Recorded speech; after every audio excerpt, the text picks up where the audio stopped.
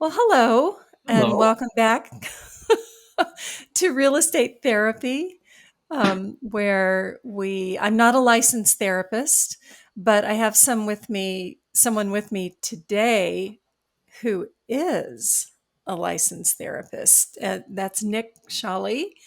Nick, would you introduce yourself and Sure. why you're uniquely qualified to be having this conversation today? Wow. Well, I hope that I'm uniquely qualified. I'm here. My name is Nick. I sometimes go by Peter with my therapy clients, and I'm a licensed marriage and family therapist in California and Massachusetts.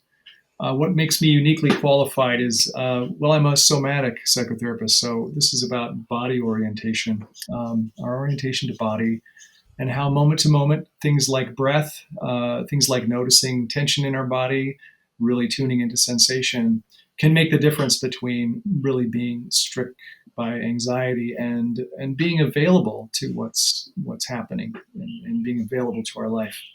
So I feel that has a lot of bearing on any real estate transaction. Anytime we walk into a house, how do we know it's home? Very much like my question to people is, how can we be more at home in our own bodies? What can help us do that? The simplest answer is often the breath. So Right. that feels like a great place for me to start. It feels like a qualification, I guess, of a kind. And additionally, I'm currently studying for my real estate exam here in Massachusetts. So that's been on my mind a lot. What makes home? I love it. And as you were talking about your somatic work, which a lot of people don't know what that means, so thank you for talking about that. I thought, oh, I have a mindfulness practice of my own, and I've tried to bring little.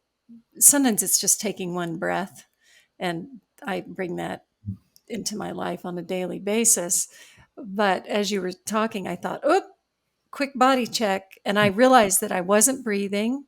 I was all, I get a little nervous as I begin these these interviews, and I wasn't breathing. I was kind of tightened up, and I immediately felt my butt in the chair and let my shoulders go a little bit and took a deep breath, Mm. and I feel a little bit different now. So, thank you for that. Maybe I'm more at home in myself, and that's the direction I was hoping to go in today, in talking about. I One of my favorite themes is that, to me, real estate is not this transactional thing. Yes, there's a transaction involved, but real estate is first and foremost about home. Mm. It's about shelter. It's about sanctuary.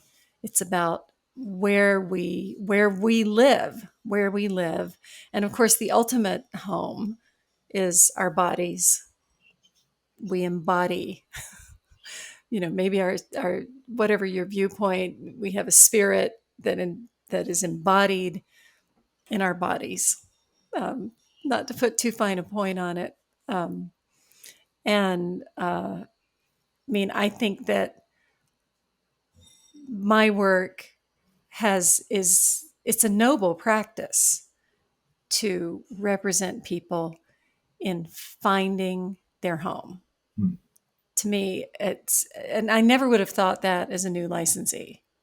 It's taken many years for that idea to develop, but um, I love what I do because I am helping people find their home.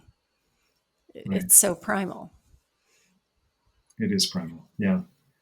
There's a So, sense, yeah, that we have a real depth of relationship with place, that extends. Of course, home is where we're safe. Home is where our stuff is. Home is where we sleep.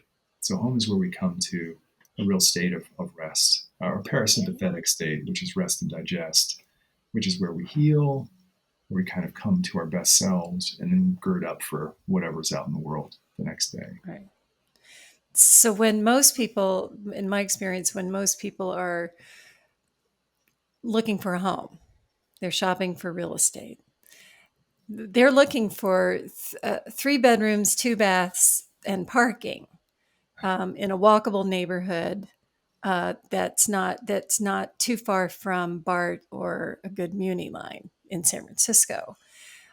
But I suspect, I think I've found that in fact they're shopping for a dream. Mm. They have a dream in mind, and I think you know something about that. Yeah, dream. So the dream home, where again, it's like where we sleep, where we come back to ourselves, but it's also where we dare to dream. So there's a Jungian sense of dream, like of what our home is in our dreams, and how really morphable that can be, and the different ways in which home kind of what home means. And Freud, when he spoke of the uncanny specifically is where we don't feel quite at home. So The what uncanny. the uncanny? So the Okay. uncanny is something where we feel a little bit almost dislocated from ourselves a little bit, or we feel maybe dissociated. But this is where we're deeply associating with a sense of home. So Freud's sense of home, that is the canny versus the uncanny, and Jung's sense of the dream that is home. So what is it to be inside of our dream home? And what Right. is it to be sort of in our best self outside of any of the disturbances? So, how do we come when we come back home? And I think of right now, I've got a fire on the other side of this wall. It's Mhm. very cozy. That has a certain feel to it, a certain sense to it. So oftentimes, what makes a dream home is how it appeals to the senses. Think of the old broker's trick of having a pie in the oven, right? You have a pie Right. that's giving all these sense of home, the apple, the cinnamon, the baking dough. What is it about that? Or just putting, a few cloves in an orange and sticking them in, or an apple. That when you appeal to the senses, all of a sudden you're calling in more of that person's sense of belonging by simply being more sort of appealing to all the senses that are available. Right. So yeah, I think that that's one way to bring that sense of dreaminess, the quality of all of a sudden you're appealing to senses that don't normally, we're looking at pictures all the time. I mean, I have a real estate problem. I look at listings all the time because I'm really curious about, what life would be like there, right? Constant, Right. there's this fantasy that Right. accompanies our search. And so that's piece of it too, is that we're looking at these different places and it's very visual. So as soon as we can go into a space and we have a relationship of more than just our visual sense, because we're so visually dominated now, the way that we're using media and the way that we're interacting right now, it's very visually dominant. Yes. So there's that too. Dreams often aren't just visual, and part of what makes something feel really exceptional, elevated, um, uncanny in a good sense, is like, wow, this is really a special place. Right. What's the sense of the air that moves through the space? What's the sense of the feel of the wood under my feet? Does it feel solid? What's the sound as we walk through the rooms? Mhm. What does it feel like to be in this room? What does it feel like, as opposed to, oh, what does this room look like in that distorted super wide angle shot that's on Zillow Right. versus here I am in this space. Right. Oh, so I'm everything that you're saying resonates for me, and there's so much that I want to talk about in relation to this. And I want to go with this little association that I had as you were talking about the senses, how home it appeals. It's our senses, our sensate experience of a space. what we're seeing, what we're smelling, the way the floor feels. It's so important, and I think a lot of times because we're kind of disembodied, we are Mm. a lot of us walking around just these big heads on top of a stalk, and we're not rooting into our feet.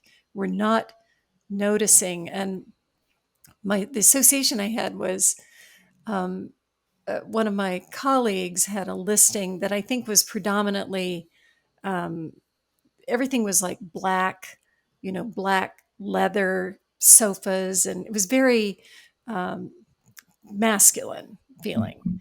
Mhm. And she arrived for an open house and just thought, it just doesn't feel right. And she, I think, ran across the street to Safeway, and she bought a bag of green apples and brought them back, and maybe a couple bags. And she ended up like placing them on the stairs and putting them on a table, and it really changed the vibe of the place. People came in and saw that little splash of beautiful color. And then her clients, when they came home, they were just so excited about the apples and what she had done with the apples. And I was thinking that, apples are so symbolic, um, in dreams, and that it would be this green apple that would, lure somebody in to the place. I think that's where I was going. Maybe I didn't know I was going there, but the idea of, holding out this apple, Yes. a la Snow White, The right? apple of knowledge, right? Or yes, my precious, have an apple. Uh, yeah. Uh, No, apples, wonderful. I mean, color just in general, life. I mean, to walk into a place with, say, with plants, not plants everywhere, but a little life or a little notion of nourishment, really provides ease at a basic level.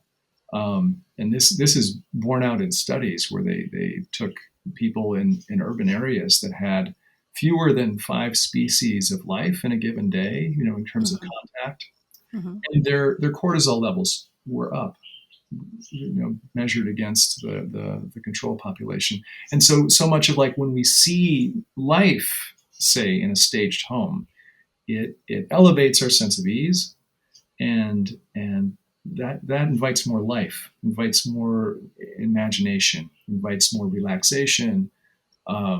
I was going to say too that very much like, say, to go into, a journey anywhere, having a guide, we're taking a lot of our cues off of that person.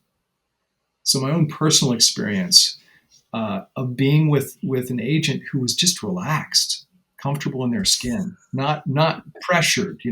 That, just as right now we're taking cues off of each other in this conversation.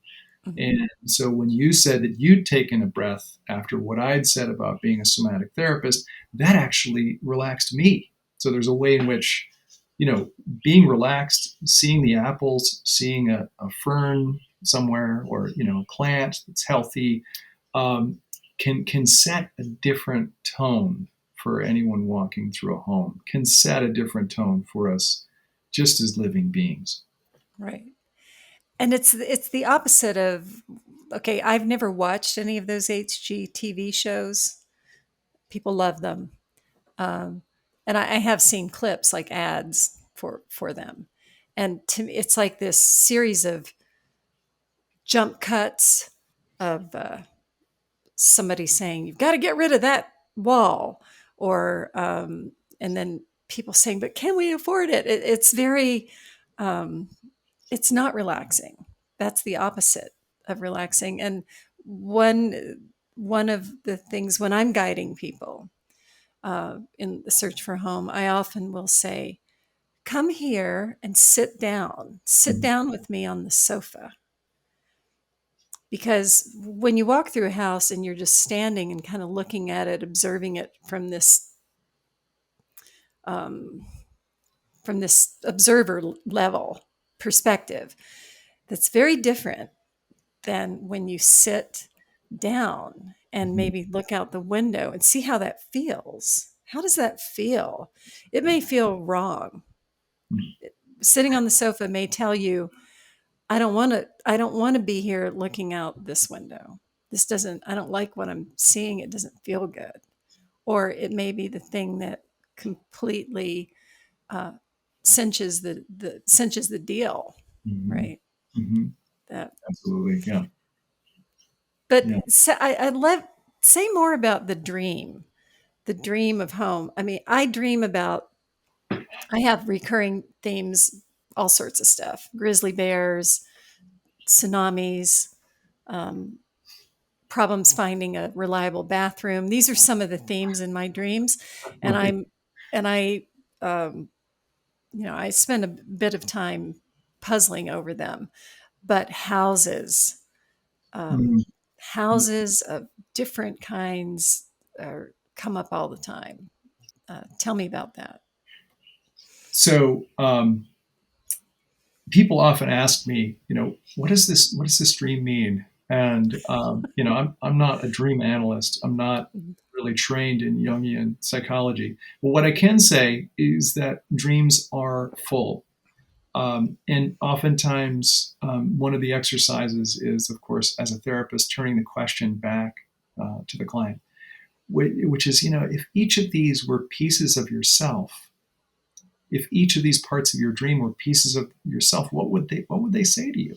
What would each one? Because really, when we're in our unconscious, we're dealing with objects that are part of us, because we've totally brought them to life in our imaginations. So it may be a fear, or it may be a wish, it may be a desire, it may be a thirst, it may be an aspiration for something. Um, so is it something we're running from? Is it something we're running toward? In the case of a dream home, it's something we're running toward. It's an aspirational. It's an appeal, that we want to be at ease. We want to feel safe. We want to feel comfortable. We want to be excited. Maybe we're excited to host people. We're excited to have people over for a party.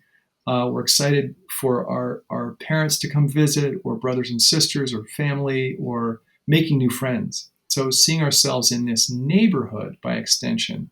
So oftentimes, a thing that people don't necessarily think about, but is very important, is, what are my neighbors going to be like? How do they like the place that they live? And are there complaints that they have? Like, the garbage trucks come at 5 in the morning on Fridays. Uh, so Or so yeah, yeah. So oftentimes, when we're too attached to the dream, we're not in the kind of the practical mindedness of, and that's okay too. It's just that oftentimes, when we're so wanting a dream to happen, we aren't necessarily paying attention to the full scope of what we're noticing. And we don't necessarily think about asking the questions that might give us more information. And some people do. And I feel like, the agent as a guide, or the broker as a guide, can steer that. Um, and I think that's one direction of feeling at home with your representative. So feeling that you're in good hands, feeling that you've got somebody that you can trust. So somebody that's personable, or somebody that's really knowledgeable, but also somebody who's got integrity. As you pointed to earlier, it's like the nature of being in a noble profession and mhm, conducting yourself with integrity, to help shepherd somebody through the straits of this, really, what feels like it could be treacherous, right? This is the biggest purchase that most people make in their lives, it and is. it's a lot, and it's almost like, I mean, there is something that's sort of, Dante's journey through the underworld. There's a little bit of a divine comedy aspect to this, because you literally are going through this potentially fraught, trying to get through these circles of hell to get back to your dream, to get back to, Right. where you want to be.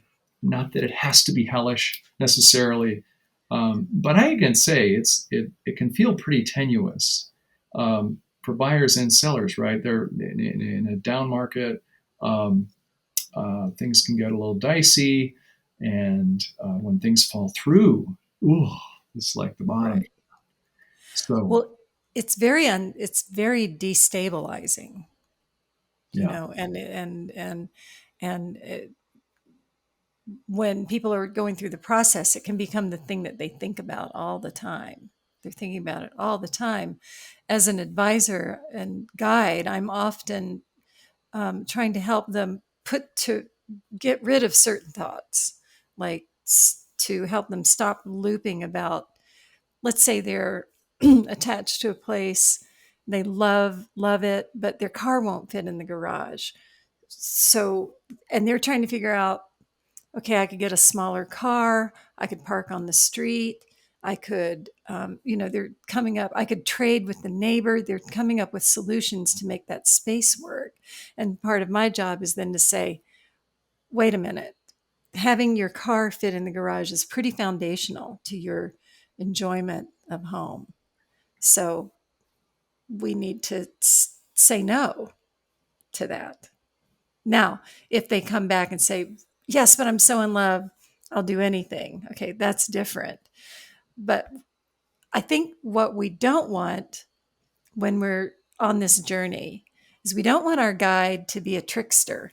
We Mm. don't want our guide to be Coyote or Crow or, right, Loki. And I have come across agents, not to malign my peers, there are agents that have that quality, Mm. that they're very energetic and charismatic. They're successful, but there's this feeling that, I love having them as my guide. Mm. They're entertaining and delightful and knowledgeable, but I'm not sure I'm safe, Yeah. right? I'm Right. not sure I'm safe. Um, There's a little sense of there's a little bit of pressure maybe associated with that kind of not quite manic necessarily, but that energy that's really um, yeah, amped up. I mean, you can see it in a very bald way with oftentimes a new agent who is desperate to make a sale, right? Mm. That's a little bit different. That's somebody called it having, what was it, sales breath or something? Like, uh, there was another name for it, but you can feel that dripping off people. But to have the guide who's relaxed, who isn't attached to a particular outcome, but who's looking for the way forward. How, how can I clear the path Mm. for my people? How can I help them find their way? That's my job. Um, and my clients may not be thinking about the dreams or the archetypes, but I love playing around with that idea. You know, um, it's there's it is like a fairy tale. It's like, every house is you're on some kind of journey, some kind of archetypal journey, and you're looking for this house that's, I don't know, hopefully it's not the witch's cottage and Hansel and Gretel, right? Right. You know. Right. Yeah.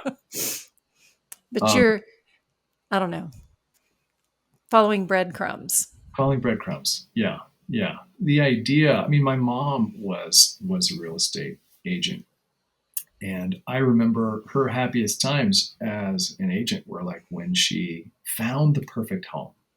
It wasn't about the sale. It was knowing that she had done right by the people who were in her charge, and that was what made it fun for her. What the whole thing was motivated by less by monetary reward and more about relationship and doing the right thing. That felt foundational. I mean, it's very much like my work as a therapist. I want to do right. I want to hold the wellness of the people that I'm serving as the first principal aim. Uh, and Right. it really ceases to be about money. And when that happens, that's the true richness of a calling. It's the richness of a profession, whatever that is. How can we be change agents and helpful and work toward the best outcome? Hey there, it's Cynthia. If you're enjoying this, please help a girl out and be sure to like, follow, comment, review, or share on whatever platform you're using to view or listen. Please do just one of those things and visit our website, realestatetherapy.org, for more information or to pose a question or suggest a topic for a future episode. Thanks. In real estate, there's they talk about fiduciary obligation. Is there another term for that when you're a therapist? Um, is there a term for that? How you hold the How you person in hold positive regard? positive regard? Well, yeah, positive regard is more Carl Rogers, and I'm very much, I guess, Rogersian in my approach. Uh, Uh, but yeah, just the fiduciary responsibilities, like ethical responsibility. It's also standard of care, I guess, would be very much like the medical professions, of which this is a branch, mental wellness, that it is an obligation to meet clients' needs and to keep them safe. So similarly to fiduciary responsibility, keeping that whole notion of self and money. That is also another aspect of this that is really rich and has a lot of tangents that are, it's a lot of tangential aspects, which is money and how that factors in, and the fact that so much money is involved, and that money is a complicated relationship. Each of us have a relationship with money that is very personal and has a lot of subconscious connections to worthiness, and connections to safety, and is my money safe? Am I safe? So those concerns come up a lot in therapy as well. I mean, it's also front and center, of course, in real estate. Definitely money. There's a lot of language. I don't know if I think I'm right about this. There's a lot of language in like in say real estate or to do with money that also has to do with personal actualization and growth. Like I don't know terms like interest Mhm. or investment. Like I'm in a relationship. I've invested so much in this relationship. Mhm. I'm investing in my home. Um, I'm paying interest. um, do people, I mean, you said that this comes up in therapy. Is there something that comes up more when you're talking with your clients Um, around home and real estate and Around home, very often the people who are moving, who are in a state of really wanting to be in a different place, oftentimes wanting to be in a different place in their lives, which in the context of, say, 12 step is pulling a geographic where you basically think you're going to change your life by changing where you live, or you're going to leave something behind that you don't want. are you Um, going to quit a job or Quit a job, yeah, right? Leave the parts of your life that aren't working behind. It'd be great if it were that easy, but that's part of the dream house or the dream home is that life will be perfect in this dream space. So, yeah, but I do think there's something to that as well. Like when people talk about where they live, they talk about problems they're having, or they talk about what they're grateful for. And again, I mean, when I'm seeing clients' homes, or parts of them, say their kitchen or maybe their bedroom, whatever, wherever they're taking the call, that hmm there's a piece of that it's almost like the home is part of what I'm seeing, and it's presenting with the person, how they make home, how they keep home, and also just what's true in their life is true around. I mean, I'm looking at the back of what this is basically what's showing behind me is there's a right. couch, there's a television, and there are books. There's some art on the walls. There's some old pictures there. And I'm also aware that I'm showing them a piece of myself as a part of my life. It's not the standard therapist's office that might be shared with, two or three other therapists, and they're all kind of moving in their different days.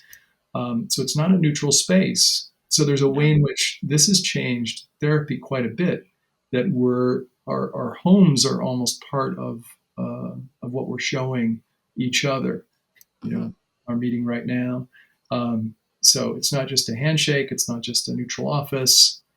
So that's a piece of it too. I don't know if that's directly related to the question you asked, but there's some way in which home is a part of every session now, at least every remote session, whether or not it comes up explicitly in therapy, it's still there. I think that was spot on response to that question. And what it brought up for me is that I almost always meet people for the first time in their home. Mm. Sometimes it's virtually, but and guess what? The first thing is that most people say when I walk in the front door for the first time. They're usually apologizing that things are messy. Exactly. Exactly. They'll say, "We're so sorry," Yeah, you yeah. know. And then I hadn't thought about this, Nick. They'll say, "I'm so sorry. We didn't clean up, or we didn't whatever." And then as they begin showing me the house, they'll say, like, "Don't look at that. You know, John just put that pile of magazines there yesterday. I'm going to throw them out." And then they'll say, "Oh, we've been meaning to paint this room."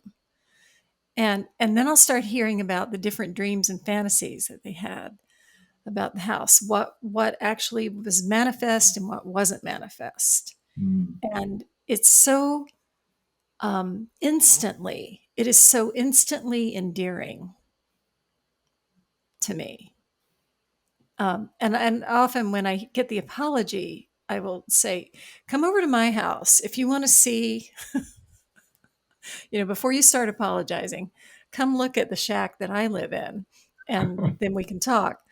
But I love my shack. It's very homey. It's very quaint. Actually, it's a quaint home right in the middle of San Francisco, right? You know it because It's a great we home. used to be neighbors. Yeah. Yeah, Um, yeah, but I think home does become an extension of ourselves, and in our dreams, in our reality, it's a big part of our identity. absolutely. In homes we carry with us. I talk a lot about rings of a tree. That we don't ever leave the rings behind that are inside, whether the younger versions of ourselves, the homes we live in that occupy our dreams that often show up. Like, here's the childhood home that I left when I was 10, but it's still in my dreams. It's still here. And Right. this very complicated sense of what makes home home. That there are some basement smells that I love. There's Oh, some that I can't yes. stand. There's some that call me back to my childhood home, and there are some that remind me, just make me feel safe or make me want to explore. And there are other ones that I'm like, oh, I got to get out of this place. Or, Right. right away. I mean, I'm very olfactorily oriented. When I walk into a space, I'm like, well, I couldn't possibly live here because I know this is a smell that's not going to go away. Um, Exactly. and maybe Right. just something about the air. I get a weird feeling. Um, Sometimes I'll talk to people about smudging spaces, just the idea of smudging. It's not like it has to be sage, but the idea of kind of airing a place out. Because I'm now in New England again, I grew up in Massachusetts, I returned to Massachusetts. But in California, you can open the windows, a lot of the year. You can just have your windows open at least part of the day. Can't do it here. You're letting all that air that you've spent so much money warming up Warming. or wood effort, and it's all going out the window, literally. But that just having when I'm opening the window in late April, May, and the air is flowing in, it's just like heaven. And a part of it is because there was so much stuffiness that we were living in, kind of getting used to over the winter, where the house was closed up and staying warm. So I like to think of that as, how can we open a window when Right. when we're in session, say. It's like, what would open the window? What would encourage that deep breath, that appreciative breath? And oftentimes, I'm thinking about a day where you're seeing 5 to 10 homes or houses. So you're going and you're showing and you're showing and you're on the move a lot, and just an opportunity to slow down. What happens when we slow down? What happens when one of your clients takes you up on the invitation? You just sit on the couch and see how this feels. And what is this like? And Right. I think about the house that we're living in now. We're here not because of the way it was staged, because it was empty. It was completely devoid. It had not been lived in for almost a year. So it was a little stuffy and a little, it felt a little neglected and kind of, not quite sad, but you know where I'm talking about. It wasn't there wasn't that plant in the corner. There wasn't the apple with the cinnamon sticks in the oven. It was like, very bare. But It was like the rescue dog in the it kennel, was a little bit, kind of a little bit. It a was a little little sad, a bit little hopeful. sad. But what happened that day was a day where I think we'd seen 7 homes. It was There was a closet under the stairs, and sitting, our son was very curious, and he said, "What's in the closet?" We opened the closet, and there's this box of books. At the top of the box of books is Red Fish, Blue Fish, Dr. Oh, love Seuss. that book. One fish, two fish, red fish, blue fish. And so I say, "Hey, Sid, you want to sit and read?" He was like, "Yeah." So he was 4 at the time. I walked around and we sat on the front stairs, and I read him the book. And it was the basis of that happening that made home happen inside of me, inside of him. This sense of, well, this could be home. We read a book on these stairs, and Mhm. it it gave life to this place that, down the road, because we didn't put an offer in right away, but it was a couple months later when we were circling back, and this was where we ended up. And I realized so much of it is because it had the breath of life, the breath of experience of home. What is home? Home is exactly that. It's like sitting on the front stairs reading a book together, and all of a sudden it kind of all blossomed from there. That this possibility that this could be it. That I love that. I love that. Um, and I also love one fish, two fish, red fish, blue fish. I can recite most of it, not in order, but like this is I'm going way off, but like, look what we found in the park in the dark. We will take him home. We will call him Clark. He will live in our basement. He will grow and grow. Will our mother like this? We don't know. I When Wow. I was a kid, I loved that. I loved reading that book, and we had a basement. I grew up in Appalachia down in Virginia, and we had a very dark, kind of creepy basement. And I loved the idea of maybe having this creature, Clark, in this bottle down in the basement. It's so, and it would make sense that Sid would be the way in, right? That a lot of times I see that I mean, children are a little tricky. Sometimes they can, um, tug on their parents in a way that isn't helpful. But a lot of times it's the child's experience of the house that's going to make all the difference, too. Yes, totally. Yeah. Yeah. Well, so much that's motivating. I mean, I think our move was, in part, we chose this house because it was closest to the school so the children determine a lot of where we live, how we live. Is there room enough to play? Is there a yard? Is it safe? Is the street safe? Can they bike up and down? Or what do we dream of for our kid or kids? And how does that affect our choice moving forward, like where we want to live? Right. It was certainly top of mind for us. Yeah.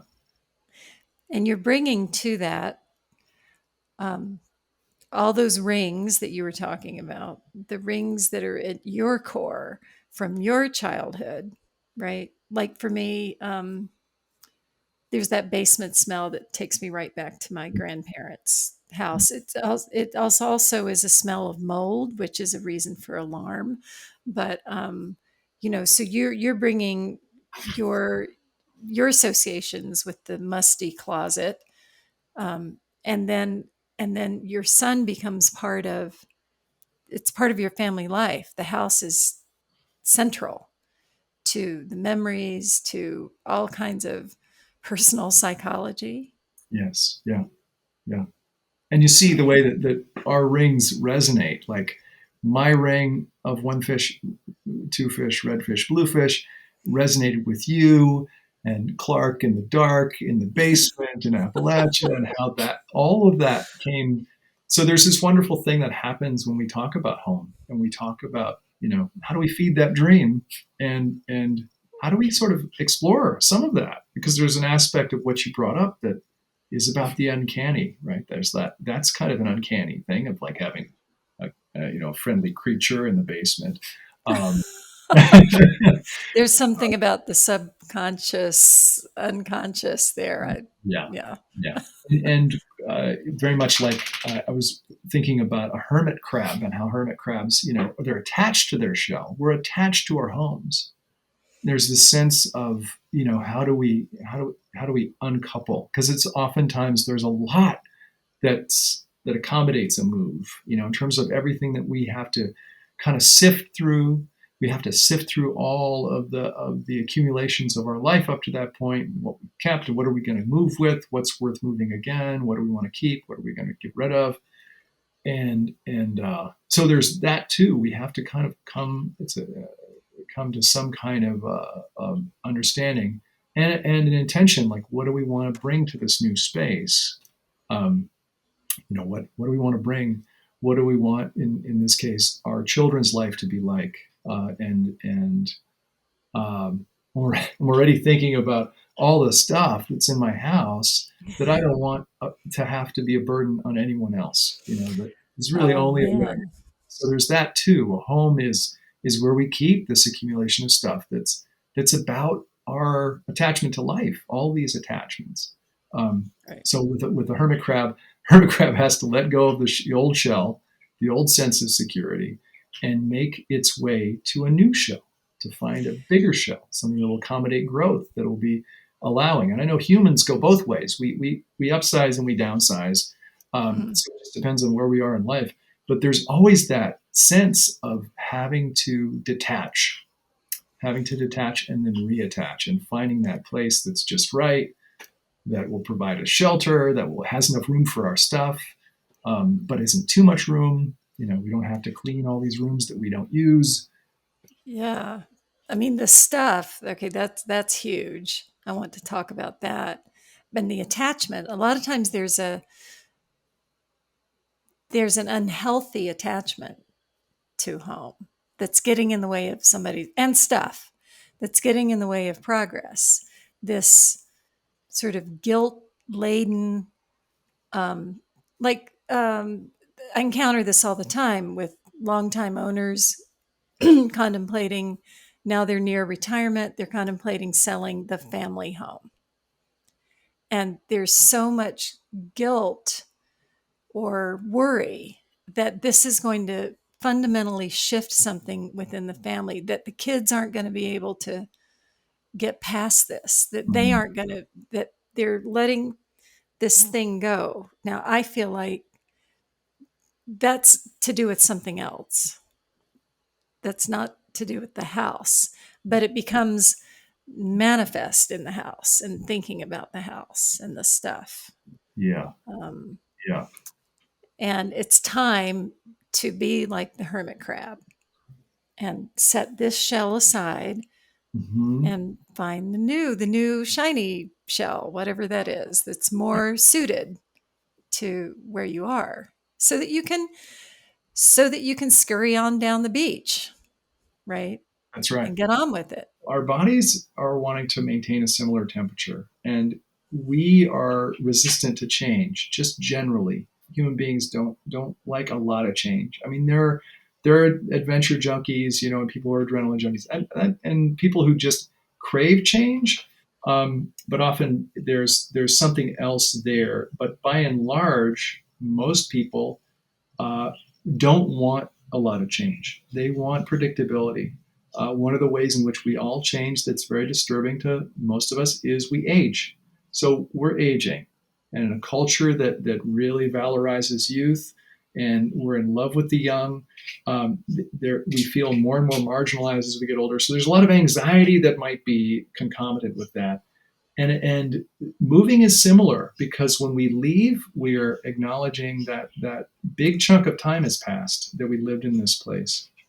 And likewise, we have all this stuff. We could talk about that too.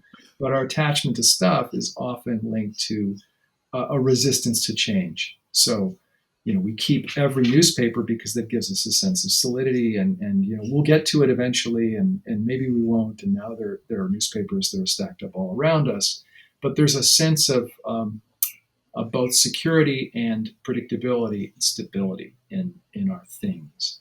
There's a continuity through time.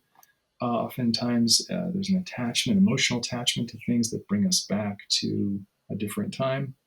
So there may be a sentimental attachment, but homeostasis really runs the show. I mean, it has to take a lot. I imagine for that hermit crab to leave the shell, it's because it's really too small and this is not going to work anymore.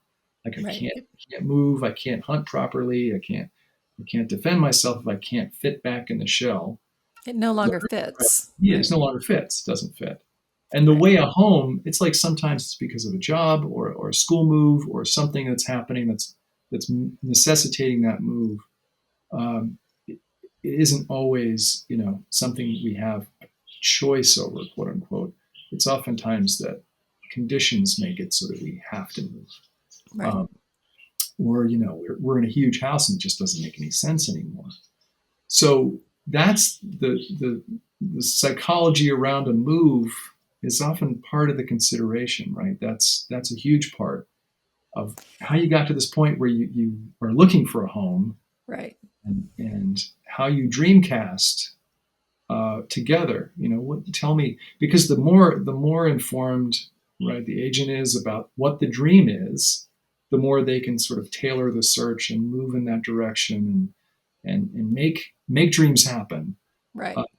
and really get to a point where that move is possible for the person.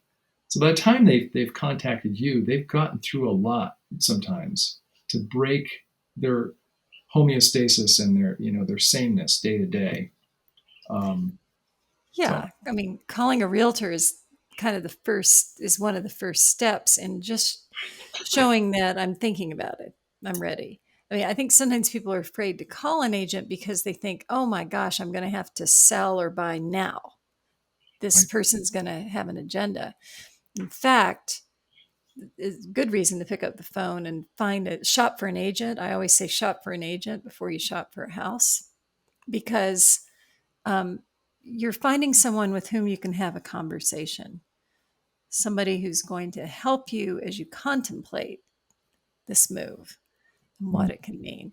And maybe if you're lucky, I mean, you'll have somebody who can help you find the tools and the thoughts, or somebody who can hold it with you. Like a mhm, lot of times I'm holding the dream, whereas the client's thinking about what the interest rate's going to be, right? Um, or and it seldom actually comes up to the level of stated, uh, like, uh, like the dream is never articulated exactly. It's me divining it or figuring it out as we go along, like reading between the lines to see what's really wanted. Um, but I found most that. don't Mhm, know. They don't know enough to say what they want. They they have they no idea. right. They just want to look often. It's very, and that's every now and then I'll have somebody call me and say, I found the house. I want to write an offer on it. That's fantastic, right? They know what they want. They've already found it. I didn't have to do that part. And then I help them get it. That's fantastic. But usually it's a much more arduous journey. And And I absolutely welcome being able to be on the path with people for a long time, maybe years, right, before anything happens. Yeah. Um, And I have found that if people can come up with a ritual to help, like you were talking about smudging mhm. as a way to enter a home, I think finding a ritual for saying goodbye is also really helpful. Saying goodbye to stuff as you're throwing it in the recycling or putting it in the box for goodwill, saying goodbye to a home. Um, how lovely to have a just a 5 minute check in about uh, that. And very few people do it. no, we also aren't conditioned to that. I mean, when things are a little uncomfortable, we tend to move away from them quickly, right?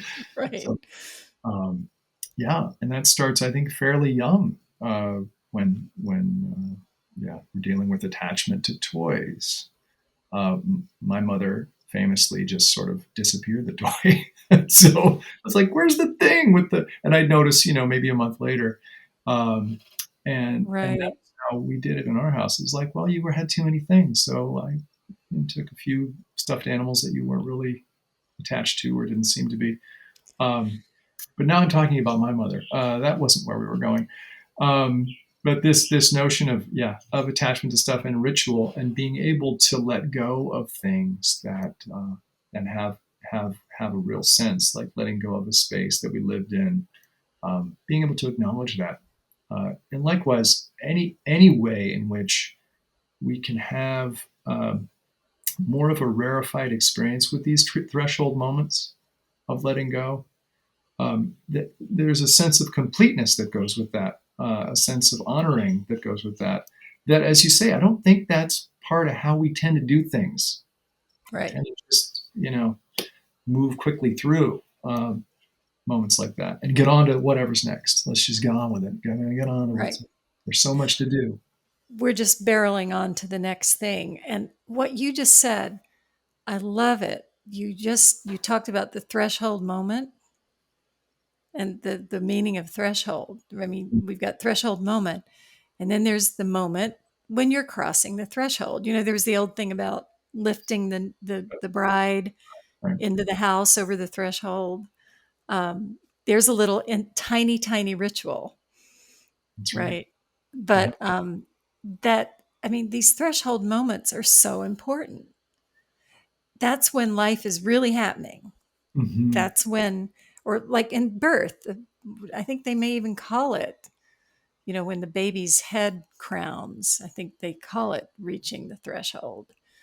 Um, these moments are so important and such a deep part of us, of our lives.